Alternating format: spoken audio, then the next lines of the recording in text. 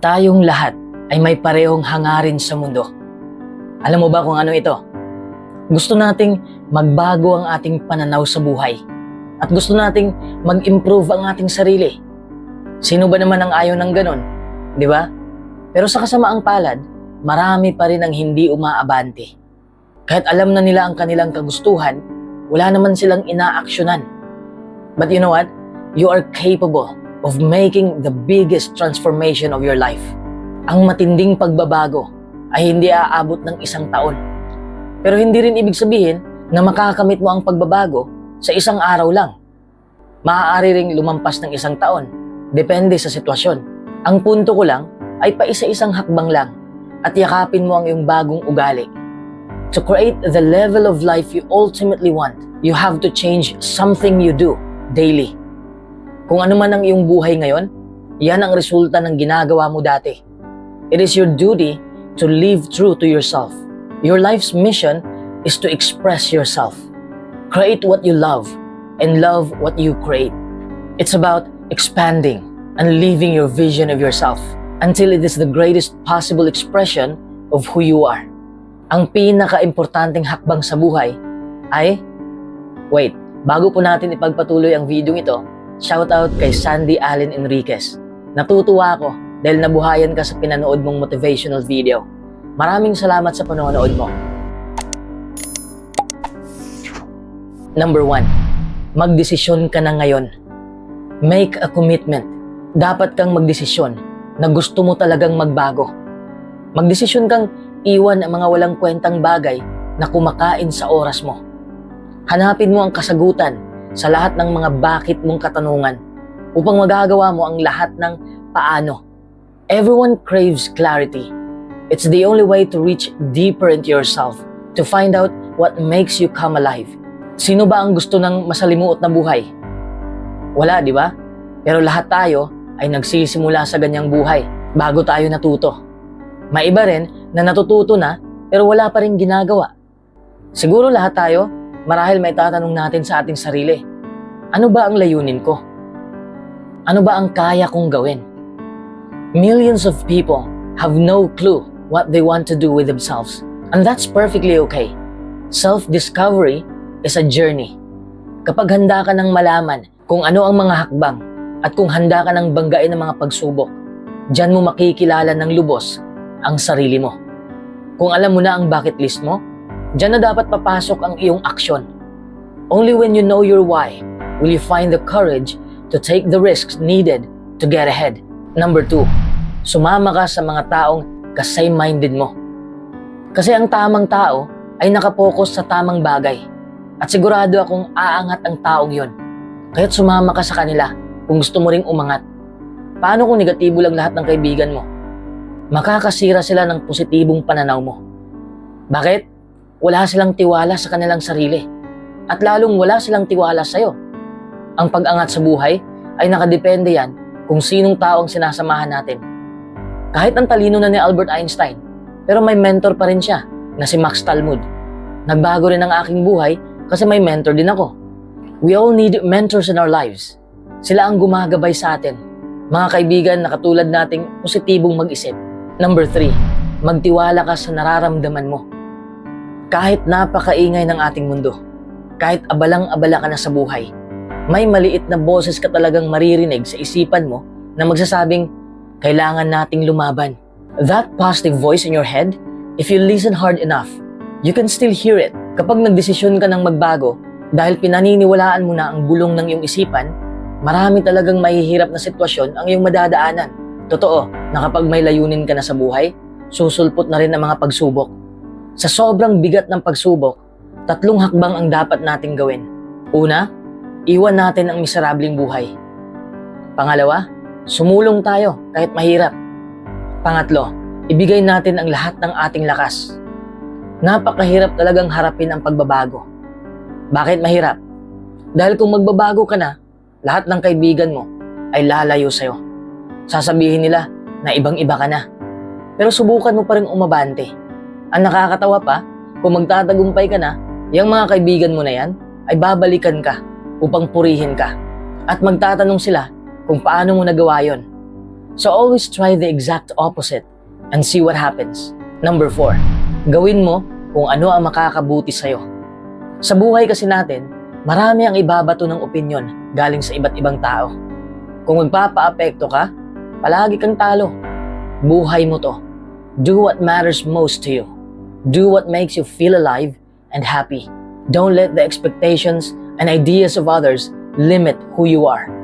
If you let others tell you who you are living the reality. Gusto mo bang mamuhay na nakasunod sa kanila? Sa kakagaya sa kanila? There is more to life than pleasing people. There is much more to life than following others' prescribed paths.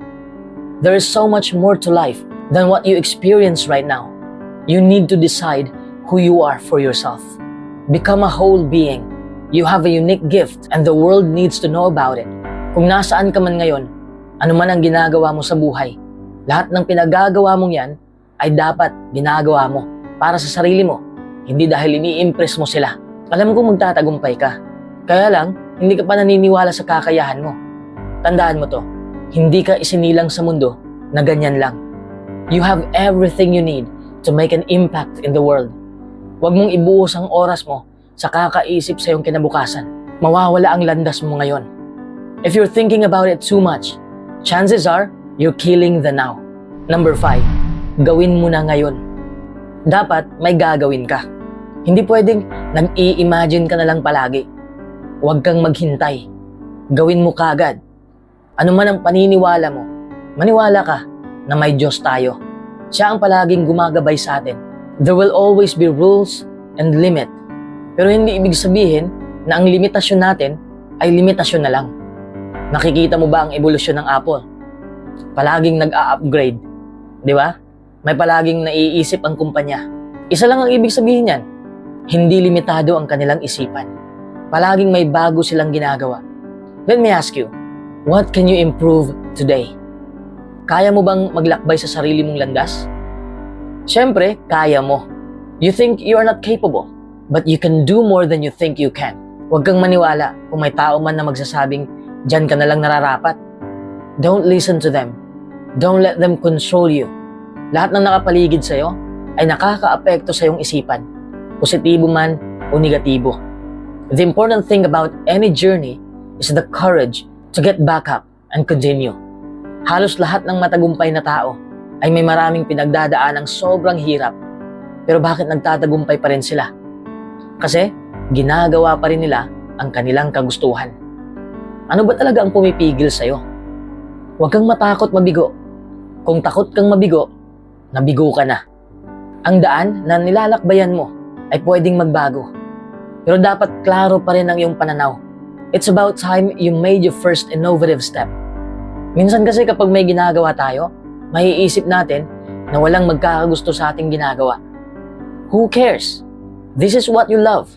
Put your mind to getting things done instead of focusing on all the things that could go wrong. Number 6, huwag mong gayahin ang iba. Ito kasi ang nakakatawa sa buhay. Palagi tayong gumagaya. Palagi tayong sumusunod sa uso.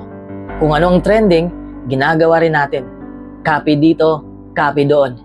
Gusto ko lang sabihin sa'yo na huwag mong ibuhos ang oras mo sa kakasunod sa iba. Dumaan ka sa landas na ikakaunlad mo. Stop listening to everyone else. The world is waiting for you to start something. The world is waiting to hear what you have to say. Waiting to share your ideas and original work. May pangarap ka ba ngayon na takot kang gawin? Hindi pa huli ang lahat para gawin mo yon. May mga tao kasi na nangangarap pero iniisip na hindi nila ito makukuha. Yan pa lang, talo ka na. Self-doubt will always be present. And the only solution is to just act in spite of them. Step by step, we improve. Tanggapin mo na minsan magulong-magulo ang kalalabasan ng pangarap mo. Pero matututo ka naman dahil sa kaguluhang yon. Nobody can achieve perfection. It's humanly impossible. But please, never give up. Number 7, magpatuloy kang banggain ang hadlang sa harapan mo. Tandaan mo to, ang lahat ng hadlang sa ating pangarap ay dapat banggain natin. Challenge your obstacles. Write down all your obstacles. Reflect on those failures and figure out what stopped you from succeeding. Then write down how you plan to overcome them. Wala na tayong pakialam kung anong nangyari sa ating nakaraan. Ang gagawin lang natin ay ang pagbigay aksyon kung anong nangyayari sa buhay natin ngayon. Ang problemang hindi makakapatay sa'yo ay ang problemang magpapatatag sa'yo. Number 8, umpisahan mo na ngayon. Kailan ka ba maging handa? O handa ka na pero kulang na lang ng pagkilos. Life sets us a challenge to test our courage and willingness to change. Wala na tayong oras sa pagkukunwari na walang nangyari. Wala na rin tayong oras sa kakasabi na hindi pa tayo handa. The challenge will not wait. Life doesn't look back. Kung palagi ka lang naghihintay, papasok yan sa iyong subconscious mind na hindi ka handa sa laban ng iyong buhay. Get ready to take a step. Get ready to start a healthy habit. Get ready to start a passion project. Get ready to love again. Get ready to launch that project on your mind. Saan ka sa dalawang ito? Wala nang magawa? O gagawin mo na ngayon? Wala ka ng ibang pagpipilian. Yan lang. Doing something might be extremely uncomfortable for us, pero kailangan pa rin ng matinding aksyon upang magbunga ang ating ginagawa. Aanhin mo ang kakapokus sa resulta kung hindi ka naman nakapokus sa iyong dapat gawin. Parang niloloko mo lang ang sarili mo. Do not miss the train. Opportunities are often late, but they always go away fast.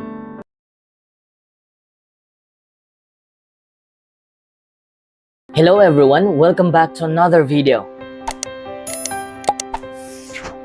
Ang buhay sa sistemang ito ay puno ng problema. Marami po sa atin ngayon ang may malubhang sakit. Ang iba naman, kahit tumatanda na rin, ay nag-aalaga ng may edad ng mga kamag-anak. Meron ding mga kumakayod ng husto para makapaglaan, hindi ng luho, kundi ng pangunahing pangangailangan ng kanilang pamilya. At alam ko na marami ang may patong-patong na problemang umuubos ng lakas, panahon, pati na ng pera. Pero alam kong naniniwala kayo, natutulungan kayo ng Diyos. Tiyak na nalulugod po ang Diyos sa inyo. Kapag nakaramdam ka ng pagod, magpahinga ka. Huwag kang umayaw. Huwag kang sumuko. Matuto kang magpahinga. Ang ginagawa kasi ng karamihan, kapag pagod na sila sa buhay, ano ang naiisip nilang solusyon? Sumuko na. Kinikitil nila ang kanilang buhay. Huwag niyo po sanang gawin ang ganitong bagay na ikakagalit ng Diyos. Okay? Ang sobrang nakaramdam ng pagod ay ang mga breadwinner. Mag-isang nagtatrabaho, sinakripisyo ang sarili, hindi nag-asawa, nag-abroad, iniwan ang kanilang pamilya, palaging nagpapadala ng pera, habang ang kanyang mga kapatid, hindi nagtatrabaho, umaasa lahat sa kanya. Di ba nakakapagod yon? Di ba nakakasawa yon? Tapos kapag kulang ang pinapadala, makakarinig ka pa ng mga salitang nakakasakit. Ang sakit, di ba? Pakiramdam mo ba ay nasasagad ka na dahil sa mga problema sa buhay? Sinasabi ng Biblia na may tapat na mga lingkod noon na nakadamang hindi na nila kaya. Pero sa halip na sumuko, umasa sila sa Diyos para sa lakas. Hindi sila nabigo dahil ang Diyos ay nagbibigay ng lakas sa pagod. Nakalulungkot, gaya ng sinabi ko kanina, ang nakikitang solusyon ng iba ay wakasan ang kanilang buhay. At yan ang gustong mangyari ni Satanas. Huwag niyo pong hayaan na mananaig ang demonyo. Pero hindi ko rin masisisi ang mga taong sumuko na lang. Halimbawa, ang kaibigan kong babae, sinukuan niya ang kanyang relasyon dahil sa pagloloko ng kanyang partner. Sino ba naman ang hindi susuko kung isa kang tapat na asawa tapos ginagawa mo ang lahat para hindi masira ang pamilya niyo pero malamig na pala ang partner mo sa'yo? Palaging umiinom, wala sa bahay, palaging galit, ayaw kang kausapin, magwawala, mumurahin ka, pinisikal ka na. Ang sakit, di ba? Mas lalong masakit noong nalaman mo na nagloko na siya. Kaya hindi ko masisisi ang mga taong sumuko dahil may valid reason naman sila. Minsan nakakapanghina. Ginagawa natin ang lahat pero wala tayong nakikitang magandang resulta. Nakakawalang gana, di ba? May dahilan tayong mapagod. Pero tandaan mo, ang solusyon sa pagod mo ay magpahinga ka muna. Alam ng dyablo na kung kakapit tayo sa Diyos, mapalalakas tayo at ayaw niyang mangyari yan. Kaya kapag pakiramdam mo ay nasasagad ka na sa pisikal at emosyonal, huwag kang bibitiw sa Diyos. Lalo ka pang kumapit sa Kanya dahil patatatagin ka niya, palalakasin ka niya.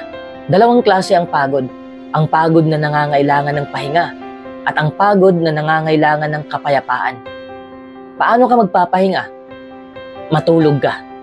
Pero merong mga bagay na hindi masusolusyonan ng tulog. Dahil ang talagang kailangan mo, ang hinahanap mo, kapayapaan ng iyong kaluluwa. At ang mabuting balita, kaya ng Diyos na ibigay ang dalawang yun sa atin. Pahinga ng ating katawan at pahinga ng ating mga kaluluwa. Kaya nga sinabi ni Jesus, lumapit kayo sa akin, lahat kayo na pagod at nabibigatan, at pagiginhawahin ko kayo. Makakaasa ka bang tutulungan ka ng Diyos? Tignan niyo po, hindi mabibilang ninuman ang lahat ng bituin sa universo. Pero binigyan ng Diyos ng pangalan o katawagan ang bawat bituin. Anong aral ang matututuhan natin dito? Kung may personal na interes ang Diyos sa mga bagay na walang buhay, lalo na sa'yo, naglilingkod ka sa Diyos. Hindi dahil nakaprograma kang gawin yon, kundi mahal mo siya. Kilalang kilala ka ng ating Ama. Ang mismong mga buhok ng ating ulo ay bilang niya lahat. Ibig sabihin na nakikita niya ang mga pagsubok na dinaranas mo at mabibigyan ka niya ng lakas na matiis ang bawat pagsubok. Anong klaseng pagod ang meron ka sa iyong buhay? Pagod ng iyong pangangatawan? Dahil sobrang stress ka na, sobrang pagod ka na, may sakit ka na. Go to God by praying. God will give you rest. Napapagod na ang iyong damdamin, ang iyong puso, ang iyong kaluluwa dahil sa napakaraming problema, dahil sa napakaraming mong iniisip, dahil nasasaktan ka na. Go to the Creator because God could provide you peace. Only God can give us rest in body and soul. That is the good news and that is the reminder for us. Sabi po ng mga doktor, ang tulog, yan po ang paraan ng ating katawan para i-repair ang ating sarili. Kung may nararamdaman kang masama, kung may dinadamdam ka na masakit, ang gawin mo ay matulog ka ng sapat. Huwag mong puyatin ang sarili mo. Matulog ka. Ang pagpupuyat mo ngayon ay hindi mo pa maramdaman ang epekto niyan. Lalabas yan kapag nasa mahinang edad ka na. Ang mga nagkakasakit, sila yung mga palaging puyat. Di ba? Kung may sakit ka, matulog ka. The body will repair itself. The body will heal itself. Kung ang pagtulog ay nakakatulong sa katawan, ano ang gamot sa ating kaluluwa? Yan po yung dasal. When we pray, our prayer helps heal our broken hearts. Prayer helps heal our broken spirits. Sino yung mga may sakit sa kaluluwa? Yung mga nabubuhay sa kasalanan. Yan din yung mga taong lulong sa bisyo. Hindi nagdarasal. Hindi nakikinig sa salita ng Diyos. Hindi sila gagaling dahil hindi sila lumalapit sa Diyos. Hindi sila mapapabuti. Hindi sila maghihilom dahil hindi sila lumalapit sa Diyos. Hindi nila binubuksan ang kanilang sarili sa Diyos. Hinihimok tayo ng Biblia na manalangin ng walang lubay kapag may problema tayo at ipaalam ang ating mga pakiusap sa Diyos. Tinitiyak sa atin ng Biblia na kung mananalangin tayo sa Diyos, ang kapayapaan ng Diyos na nakahihigit sa lahat ng kaisipan ay magbabantay sa ating mga puso at sa ating mga kakayahang pangkaisipan. Maaari tayong magkaroon ng kapayapaan ng isip kung sasabihin natin sa ating Ama sa Langit ang mga ikinababahala natin. Sa katunayan, hinihimok niya tayong gawin yan. Ihagis mo ang iyong pasanin sa Diyos at siya ang aalalay sa iyo. Ang sabi sa awit 55:22, kung may sakit ka, kahit anong sakit pa yan, physical, emotional, mental, spiritual, lumapit ka lang sa Diyos. Iangat mo sa Diyos. Ibigay mo sa Diyos. Buksan mo ang sarili mo sa Diyos. Tutulungan ka niya. Pero ang problema din ng napakarami sa atin, pagod na nga ang katawan, dinadagdagan pa ng kasalanan. Akala mo ba ang pag-iinom-inom mo, yung pagsusugal-sugal mo, nakakaalis ng stress? Nakakaalis ng problema? Nakakaalis ng pagod? Hindi, di ba? Uminom ka, nalasing ka, sasakit ang ulo mo. Sumusugal ka, libangan lang naman ito eh. Libangan pa ba kung ang dami-dami ng perang natatalo? Dumudoble ang problema. Bakit nagkaroon ng kabit? Na-stress daw sa misis niya. Stress daw sa trabaho. Stress reliever lang daw. Talaga ba? Ilalong dumudoble ang problema dahil nag-aaway sila ng misis niya. Nagkagulo ang buong pamilya. Yan yung nakakalungkot. Di ba? Hindi nga sumuko sa laban ng buhay, pero may mas malalang ginagawa pag pagod. Binababad ang sarili sa kasalanan. Yan yung nakakalungkot. Kaya kung pagod ka na, magpahinga ka. Huwag kang magkasala. Huwag kang sumuko. Alam ko na napapaharap ka ngayon sa matinding stress. Dahil marahil sa masasaklap na karanasan o mga kalagayang nagsasapanganib ng buhay, ang pananalangin sa Diyos ay makapagdudulot ng malaking ginhawa. Ayon sa Biblia, siya ang umaaliw sa atin sa lahat ng ating kapighatian. Kapag nananalangin ako, lalo na kung may problema, para bang nasasabi ko ang problema ko sa isa na kayang tumulong sa akin at nagpapatibay na hindi ako dapat mag-alala. Kapag nananalangin tayo sa Diyos, bibigyan niya tayo ng kaaliwan. Kung pagod ka na, ibig sabihin lang yan, marami ka nang nagawa. Marami ka nang pinagpaguran. At pag pagod ka na, ano pa ang ibig sabihin? Konti na lang, matatapos na yan. Imbis na magreklamo ka sa buhay, dapat magpasalamat ka. Kasi ibig sabihin, nagtrabaho ka. Nagbanat ka ng buto. Ipagpatuloy mo yung mabuting ginagawa mo. Konti na lang, matatapos na ang pinagpapaguran mo. Makakamit mo na ang gantimpala at ang bunga ng iyong sakripisyo. Kung gusto mong tumigil muna, kung gusto mong magpahinga muna, gawin mo yon. Pero sana'y huwag mong piliin yung stress reliever na ikakasala mo. May mga desisyon tayo na habang buhay na makaaapekto sa atin at makaaapekto sa mga mahal natin sa buhay. Paano tayo makagagawa ng matatalinong pasya? Sinasabi ng Biblia, kung ang sino man sa inyo ay magkukulang ng karunungan, lalo na sa panahon ng pagsubok, patuloy siyang humingi sa Diyos. Sapagkat siya ay saganang nagbibigay sa lahat at hindi nandurusta at ibibigay ito sa Kanya. Kung hihingi tayo ng karunungan sa Diyos, maaari niyang gamitin ang Kanyang banal na Espiritu para patnubayan tayong makagawa ng matatalinong desisyon. Sa katunayan, maaari nating espesipikong hingin ang banal na Espiritu dahil tinitiyak sa atin ni Jesus na ang Ama sa Langit ay magbibigay ng banal na Espiritu doon sa mga humihingi sa Kanya. Kaya anong klaseng pahinga ang kailangan mo? Pahinga ba ng katawan? Pahinga ba ng kaluluwa? Alam natin kung saan tayo kailangan pumunta. Sa Diyos. Lumapit ka sa Diyos. Nagiging problema lang natin ang sakit kapag tayo ay nagkakasakit. Kapag wala kang sakit, hindi mo iniisip ang sakit. Di ba? Kung kailan lang magkakasakit ang iyong kamag-anak, ang iyong pamilya, ang iyong minamahal, doon ka lang nag-aalala. Pero kapag walang sakit, walang pag-aalala. Pero nakakalimutan natin, kapag sinasabi nating sakit, hindi lang po yung physical na nararamdaman. Meron ding ibang sakit na hindi physical.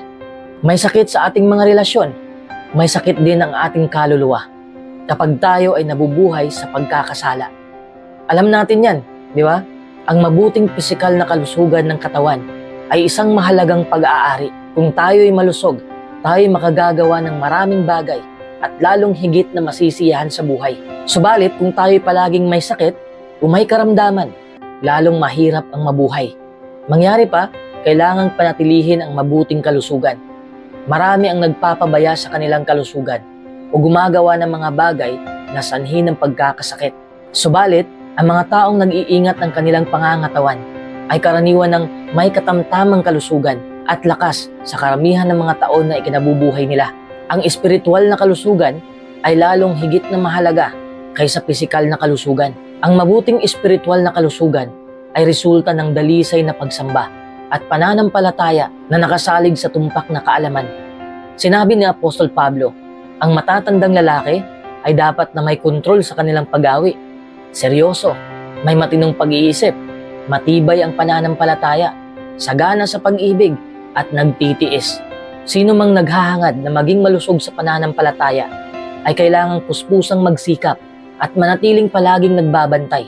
Ang mga pagbabanta sa espiritual na kalusugan ay maaaring manggaling sa loob natin mismo o sa labas. Kailangan palaging nagbabantay tayo laban sa mga pagbabantang ito kung nais nating manatili sa pananampalataya at sa espiritual na kalusugan sa may sakit na sanlibutan ito. Kaya nga buong buhay natin, mararanasan natin ito at hindi natin maiiwasan ang sakit. In every phase of our life, there will be sickness.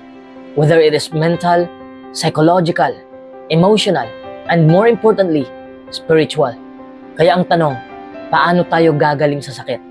How can we be healed when we experience this sickness and illness in our life? Tatlong bagay lang po ang kailangan natin tandaan. Una, kailangan mong hanapin lahat ng paraan para ikaw ay gumaling. Hindi ibig sabihin na kapag tinaningan ka na ng doktor, susuko ka na. May mga tao na napakadaling sumuko. nadidepress agad, umayaw na. Pero kailangan mong tandaan na habang may buhay, may pag-asa.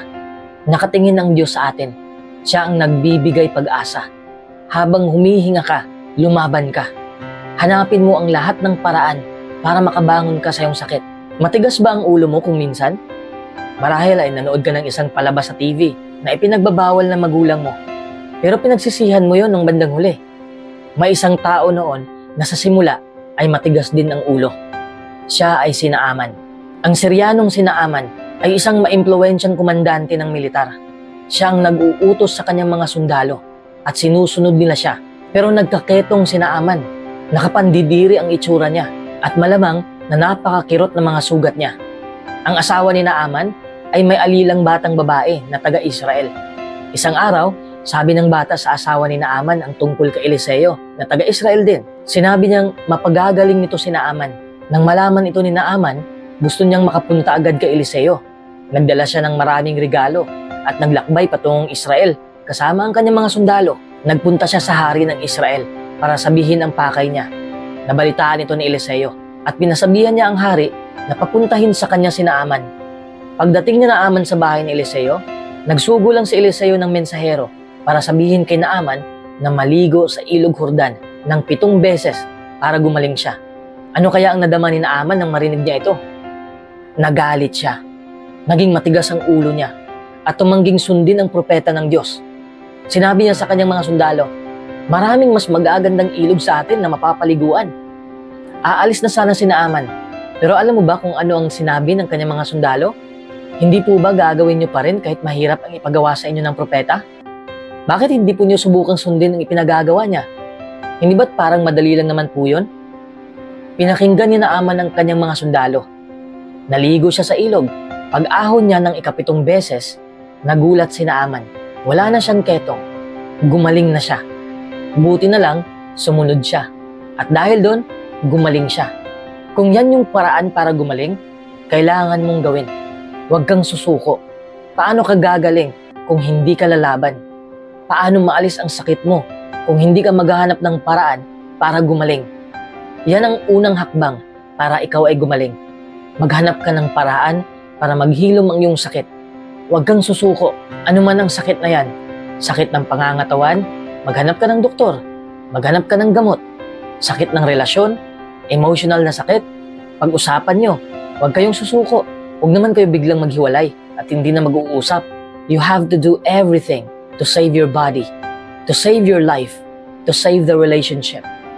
Pangalawa, hindi ka rin gagaling kung matigas ang iyong ulo. Bawal ang matigas ang ulo pag may sakit. Kung anong sasabihin ng doktor, kailangan mo yung gawin. Sinabi kay Naaman, maligo ka dun sa ilog Jordan. Umayaw siya noong una, di ba? Kasi maraming mas magagandang ilog sa kanila na mapapaliguan. Bakit doon pa sa ilog Jordan? Nagmatigas siya. Pero yan ang utos Napakarami sa mga may sakit, ang tigas-tigas ng ulo nila. Ayaw uminom ng gamot kasi hindi daw malunok. Ayaw uminom ng gamot kasi mapait daw yung lasa. May iba mas magaling pa sa doktor, mas magaling pa sa eksperto. Ang tigas-tigas ng ulo ng iba sa atin. Hindi ka gagaling kung hindi ka marunong sumunod. Kailangan ng pagpapakumbaba sa pagnanais nating gumaling. Lalong-lalo na pagdating sa ating ugnayan. Bakit hindi gumagaling ang iyong galit? Bakit hindi nawawala ang sama ng loob mo? Dahil mapagmataas ka. Sobrang taas ng pride mo. Alisin mo yan. Magpakumbaba ka. Sumunod ka. Bawal ang matigas ang ulo. Pangatlong hakbang para gumaling ka, huwag mong itanggi na may sakit ka. Napakarami din sa atin na in denial. Di ba palagi nating naririnig na acceptance is key? Bakit ayaw mong tanggapin na meron kang sakit? Katulad ng ating mundo, walang alinlangan na ang sanlibutan ay totoong malubha ang sakit sa moral. Ating nakikita ang nakamamatay na sakit sa lahat ng sangkap ng sanlibutang ito. Sa mga relihiyon, sa mga pamamalakad politika, sa mga institusyon sa komersyo, sa mga libangan ito. Kakaunti ang may paggalang sa Diyos at sa mga batas na kanyang ibinigay sa ikakabuti ng tao. At gaya ng ipinakikita ng kasaysayan, ang pagkaagnas ng moral ay tiyakang humahantong sa pagdami ng pisikal na mga sakit at mga suliranin. Ang karamihan ng tao ay umaayaw na gumawa ng anuman tungkol sa paglunas sa may sakit sa moral na kalagayang ito. Dahil sa gusto nila ang mga bagay na sanhi nito. Napakalubha ng sakit ng sanlibutang ito. Sa paghahangad ng mga katuwaan o sa pagsisikap na makaiwas sa makatotohanan ng mga pangyayari, marami ang nagpariwara ng kanilang buhay sa pamamagitan ng alkohol at ng pag-aabuso sa droga o bawal na gamot. Karahasan ang nasa lahat ng dako. Pagkamura-mura ng buhay at ng mga bilangguan ay nagpuputok sa dami ng mga kriminal. Sa maraming bansa, kalahati ng lahat ng pag-aasawa ay natatapos sa diborsyo.